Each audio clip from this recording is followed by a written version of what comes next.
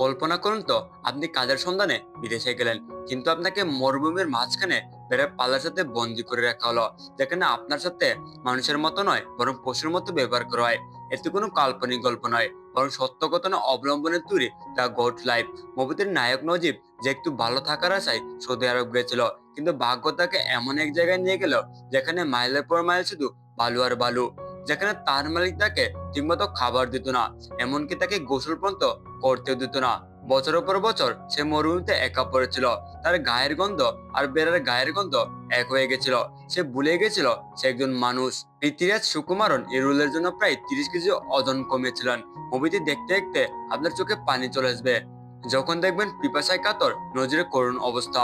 এতে শুধু একটা মুভি না, এটি বেঁচে থাকার এক চরম লড়াই। আপনি কি মুভিটি দেখেছেন? না দেখে থাকলে আজই দেখে নিন। আর এমন স্পোর্টস মুভির কাহিনী জানতে আমাদের চ্যানেলটি সাবস্ক্রাইব করুন।